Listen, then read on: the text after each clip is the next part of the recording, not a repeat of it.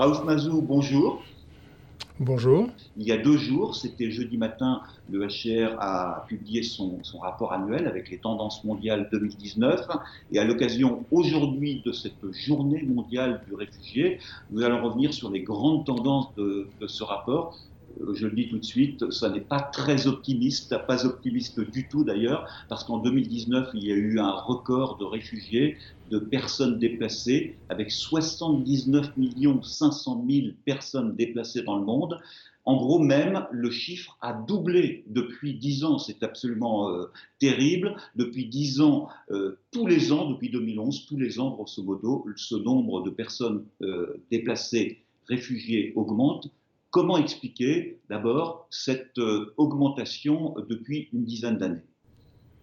Non, merci bien. Non, et vous l'avez dit, ce qui est incroyable, c'est ce chiffre. Pratiquement, vous avez dit 79,6 millions, c'est pratiquement 80 millions de personnes qui sont déplacées à travers le monde, réfugiés, personnes déplacées, demandeurs d'asile. On n'a jamais vu un chiffre aussi élevé. Et vous l'avez dit aussi, ce qui est préoccupant, c'est la vitesse à laquelle on a eu une multiplication par deux de ce chiffre. En 2010, donc 10 ans, il y a 10 ans, c'était la moitié de ce chiffre. Donc, comme vous le dites, comment est-ce qu'on en est arrivé là? On en est arrivé là d'abord parce que on a de plus en plus de conflits liés aux ressources, conflits liés aux persécutions qu'on constate un petit peu partout dans le monde. Et aussi le fait que depuis 10 ans, on ne voit pas de résolution de problèmes. C'est-à-dire que dans le passé, si on regarde la situation des années 90 par exemple, on avait chaque année à peu près 1,5 million de personnes qui pouvaient rentrer chez elles. Quand on regarde aujourd'hui, c'est un peu moins de 400 000 personnes au mieux qui peuvent rentrer. Donc il n'y a pas de solution. Alors parce qu'il n'y a pas de solution, on a une accumulation du nombre de personnes déplacées. On parle de conflits, on parle de persécutions, mais il y a aussi de déplacement qui est lié au changement climatique, qui parfois provoque des conflits, et c'est ça qui a comme conséquence ce nombre. Oui, vous l'avez dit, 70% des réfugiés actuellement sont des réfugiés durables, si l'on peut dire, c'est-à-dire ce sont des déplacements prolongés sur la durée, dans le temps. Deux exemples. Si vous prenez, c'est un exemple qui est connu, l'Afghanistan, ça fait pratiquement 5 décennies qu'on a des réfugiés afghans qui sont dans la région. Si vous prenez la situation de la Somalie, on a des camps qui existent depuis 30 ans. Si vous prenez le Soudan, même si on a eu l'indépendance du Sud-Soudan il y a quelques années, on a encore des populations du Soudan et du Sud-Soudan qui se trouvent en exil. Donc on a ces situations qui durent, qui perdurent, et un désespoir que les gens expriment à ce qu'ils ne voient pas de solution. Une des crises les plus récentes, et qui est pourtant la crise qui a provoqué le plus grand nombre de réfugiés actuellement, c'est la crise syrienne. La crise syrienne dure depuis, tout le monde s'en souvient, 2011.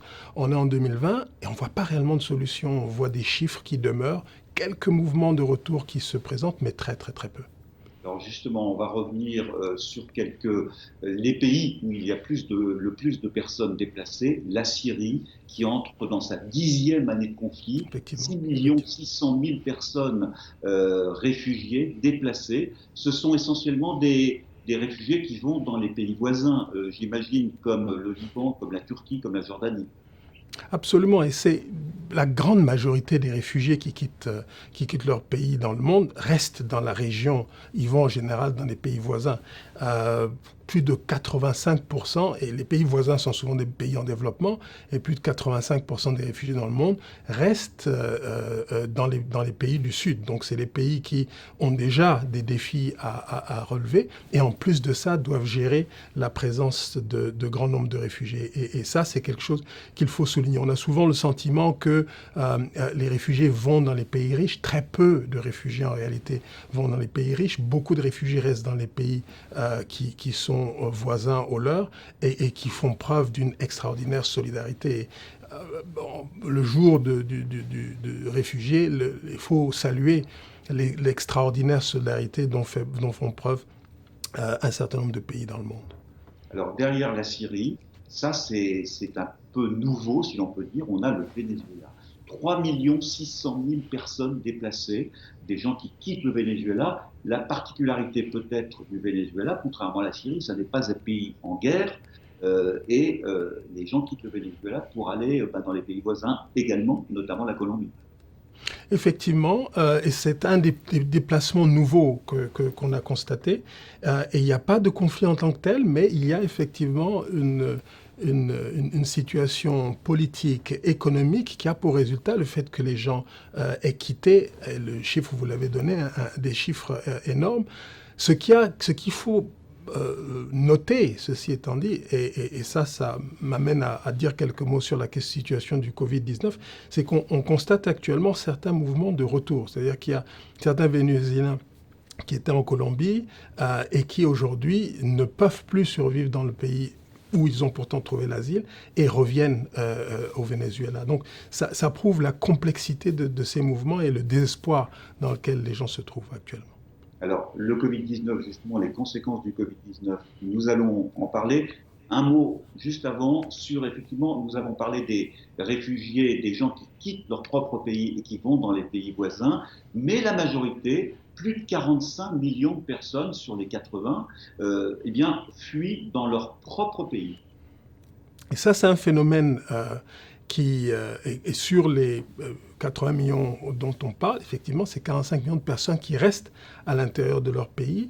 On constate des mouvements très importants dans des pays comme le Sud-Soudan, des pays comme la Syrie, que vous avez mentionné. Il y a un mouvement important de personnes déplacées. La RDC, et là, on constate constamment des mouvements de population et la réalité de ces populations, c'est qu'on a tendance à moins leur porter attention parce qu'elles ne traversent pas les frontières, mais leurs besoins de protection, leurs besoins d'assistance sont les mêmes. Donc c'est une population qu'il faut continuer de garder à l'esprit et pour lesquelles l'assistance financière, humanitaire, politique, en soutenant les pays et en négociant avec les pays qui ont ces populations déplacées à l'intérieur importantes pour faire en sorte qu'on puisse trouver des solutions. On parle souvent de solutions pour les réfugiés. Il faut aussi parler de solutions pour les personnes déplacées à l'intérieur de leur pays. La solution pour eux est parfois de retourner vers leur zone d'origine, mais parfois c'est de rester là où ils se trouvent. Et on travaille à ça avec nos partenaires, de faire en sorte qu'on attache beaucoup plus d'importance aux solutions aussi pour les personnes déplacées à l'intérieur de leur pays. Alors, vous avez évoqué il y a quelques instants la crise, la pandémie de Covid-19. C'est un petit peu pour les réfugiés la double peine, si l'on peut dire. Quelles sont les principales conséquences? Est-ce que ce sont des conséquences sanitaires, des conséquences pour leur santé ou surtout des conséquences économiques et sociales? Alors et je dois dire que quand la pandémie a commencé, notre crainte, c'était une situation dans laquelle on aurait eu une infection ou des cas d'infection dans des camps de réfugiés. Il y a pas mal de camps de réfugiés à travers le monde, au Bangladesh, au Kenya, dans différents pays. Et notre crainte, c'était qu'on se retrouve dans une situation où une infection s'étende très rapidement à l'intérieur d'un camp. Et ça, je dirais que c'était la crainte essentielle que nous avions. Alors, nous avons immédiatement mis en place des ressources en soutenant les pays d'asile, bien sûr, et en étroite collaboration avec nos collègues de l'OMS et d'autres agences. Donc, la première chose qu'il nous fallait faire, c'était de faire en sorte que très vite, si jamais il y avait des cas de Covid, que ces cas soient détectés et que très rapidement, on fasse en sorte que ces cas soient détectés et isolés des autres.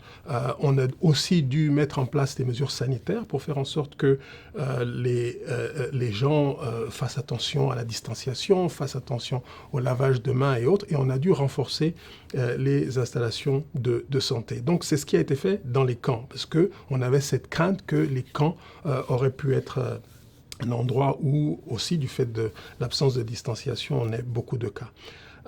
Heureusement, pour l'instant, et sans doute grâce à certaines des mesures qu'on a mises en place, on n'a pas eu un nombre important de cas, mais on reste vigilant pour faire en sorte que ça ne se passe pas.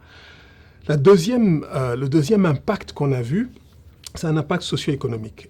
Et ça, c'est un impact qui a été vu par rapport aux populations locales un peu partout. C'est-à-dire que les mesures de confinement ont eu pour résultat que les gens ne pouvaient pas travailler. Alors, si vous êtes employé dans une entreprise et si vous avez accès au chômage ou si vous avez accès aux services sociaux ou à l'assistance sociale, vous pouvez supporter une situation de ce type-là. Beaucoup de réfugiés urbains dans le monde sont des gens qui font partie du secteur informel et n'ont pas été en mesure de gagner d'argent pour 3 mois.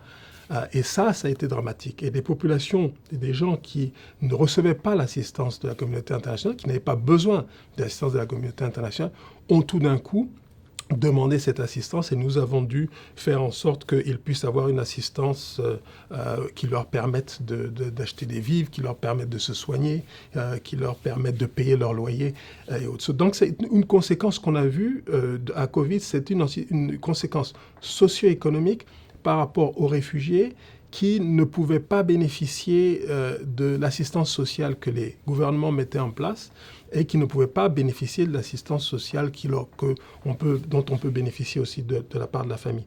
Donc on a travaillé avec nos collègues des institutions financières internationales, Banque mondiale et autres, pour fournir une assistance dans un premier temps. Mais ce qui est le plus important, c'est que dans le temps, il faut qu'on fasse en sorte que cette assistance puisse se poursuivre. L'assistance ponctuelle que nous avons pu donner est par définition ponctuelle, mais dans le long terme, il faut qu'on puisse trouver une solution par rapport à ces populations jusqu'à ce qu'ils puissent reprendre leurs activités économiques. Là, on n'est pas en train de parler de gens qui ont besoin d'une assistance de manière éternelle, mais ponctuelle, pour qu'ils puissent rapidement reprendre leurs activités. Je dirais que c'est les deux impacts spécifiques qu'on peut noter par rapport aux réfugiés.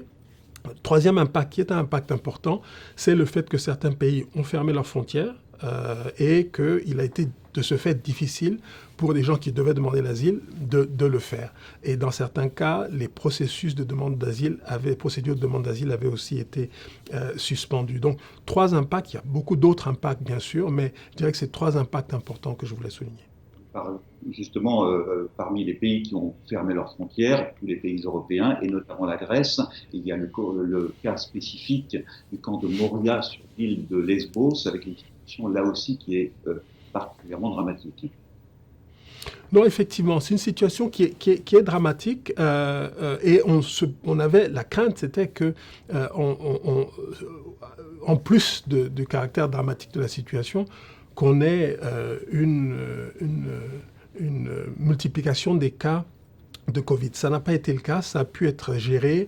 La Grèce fait partie des pays qui ont su garder les nombres de Covid, les chiffres de Covid, de personnes infectées par le Covid. On réussit à contrôler ces nombres et je crois que c'est quelque chose qu'il faut saluer. C'est une crainte énorme que nous avons eue, effectivement. Alors, dernier volet que j'aimerais aborder avec vous, Raouf Mazou, c'est la situation particulière dans les pays du Sahel. On a parlé des déplacés pour des raisons de guerre, également des raisons de changement climatique. Mais là, c'est peut-être le terrorisme qui est une des raisons principales des déplacements de population dans cette région, notamment Burkina Faso, Mali, Niger. C'est bien cela, c'est le terrorisme qui est à l'origine des déplacements de population? C'est le terrorisme, mais je crois qu'il faut aussi, vous avez fait référence au changement climatique, je crois qu'il faut toujours garder à l'esprit le fait que le changement climatique, même de manière indirecte, reste souvent une cause. Parce que le terrorisme, souvent, se nourrit de frustrations que certaines populations peuvent avoir. Et ces frustrations sont parfois liées au fait que des gens qui, pendant très longtemps, pouvaient vivre de l'agriculture, tout d'un coup ne peuvent plus vivre de l'agriculture. Donc c'est des raisons complexes. Et effectivement, je dirais que le Sahel est certainement, et les 5 pays du Sahel sont certainement une des régions les plus préoccupantes. D'abord, on a vu, si vous prenez juste un chiffre, depuis février, on a eu à peu près 450 000 personnes déplacées additionnelles au Burkina Faso, juste le Burkina Faso. Si on prend le reste de la région, on a à peu près 1,5 million de personnes déplacées, on a 300 000 personnes réfugiées dans la région, donc des chiffres énormes, des populations qui fuient constamment, comme vous l'avez dit, du fait d'actes terroristes qui sont posés par des groupes armés. En plus de ça, on a la situation du Covid, donc on a un certain nombre de gens qui se retrouvent dans des camps et pour lesquels il y a manque de distanciation, tout ce dont je parlais tout à l'heure, problèmes sanitaires, nécessité d'assistance en santé, problèmes de violence liés au genre, énormément de problèmes qui se posent dans ces camps. Donc, au-delà du fait qu'il est essentiel qu'une solution soit trouvée à ce problème, à la cause, donc à ce problème de terrorisme, il faut aussi que la communauté internationale fournisse l'assistance nécessaire, l'assistance humanitaire nécessaire à ces populations. Nous avons récemment lancé un appel d'à peu près 185 millions de dollars pour le Sahel, pour les efforts que nous faisons dans le Sahel. Mais au-delà de ça, c'est d'abord le fait de nécessiter qu'une conscience de la communauté internationale de ce qui se passe dans cette région et de l'impact que ça peut avoir sur l'ensemble. Ça a déjà, mais l'impact que ça peut avoir en plus sur l'ensemble de la région, sur les pays côtiers et autres. Vous avez cité le Burkina Faso. Quels sont les pays les plus touchés dans cette région sahélienne? Le Burkina Faso, Mali, Niger, c'est bien. Le Mali, pour vous donner un autre exemple, et encore une fois lié au terrorisme, il y a des réfugiés maliens qui se trouvent au Burkina Faso, dans deux camps, Goudoubou, Mentao, deux camps qui ont été attaqués il y a quelques semaines par des groupes armés et les réfugiés ont dû se déplacer. Certains ont décidé de rentrer au Mali, d'autres ont dû se déplacer. Donc le Mali est touché, le Niger est touché, la Mauritanie reçoit des réfugiés, le Tchad, un peu plus loin, mais qui est aussi touché. Donc on constate malheureusement une augmentation graduelle des personnes déplacées internes et des personnes réfugiées. Il est vraiment essentiel, et notre haut-commissaire qui parlait au Conseil de sécurité hier l'a souligné, il est essentiel que tous les efforts de la communauté internationale soient mis en place pour faire en sorte que la situation de Sahel soit réglée. La localisation de cette région est telle que ça a un impact sur l'ensemble de l'Afrique de l'Ouest et de l'Europe. Merci beaucoup, Raouf Mazou.